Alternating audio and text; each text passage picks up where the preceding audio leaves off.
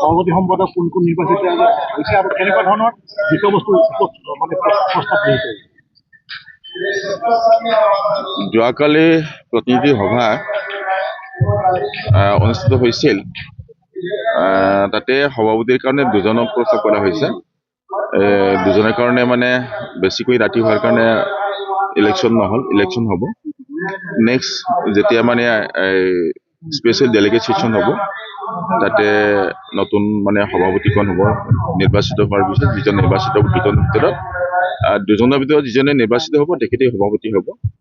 বাকী চব ঠিকেই ঠাকেই আছে। আজি আমাৰ মুকলি সভাটো হ'ব। অলপ পিছতে আমাৰ সাংস্কৃতিক যিটো শোভাযাত্ৰা সেইটো হ'ব। আমাৰ 10:30 বজাত আমি সাংস্কৃতিক শোভাযাত্ৰা আৰম্ভ কৰিম।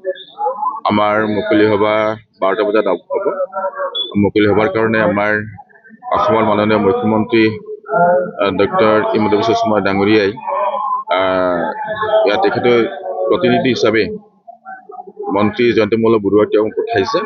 তেওঁ আমাৰ 11:30-12টাৰ ভিতৰত আহি পাব। তাৰপিছতে আমি মুকলি সভাটো আৰম্ভ কৰি দিম। ইয়াত আমাৰ যিসকল অতিথিসকল আছে সকলোৱে আহিব। আমাৰ অসম বিধানসভাৰ মাননীয় অধ্যক্ষ যোৱাকালি তেওঁ আহিলে, গতিকে আজি তেওঁ অহা অসুবিধাৰ কাৰণে যোৱাকালি তেওঁ আহিলে। গতিকে বাকীখিনি মানে আমাৰ নিৰ্ধাৰিত সময়ত আমাৰ যিসকল অতিথি আছে তেওঁলোক আহি পৰিব। গতিকে আমি সুন্দৰকৈ এই মানে মুকলি সভাটো আমি কৰিব পাৰিম।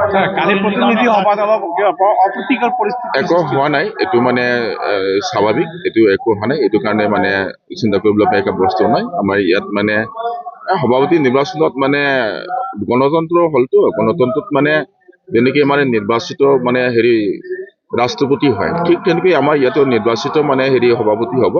সভাপতি দুজন হোৱাৰ কাৰণে মানে আমি নিৰ্বাচন ৰাতি বেছি হোৱাৰ কাৰণে অনুষ্ঠিত কৰিব পৰা নগ'ল।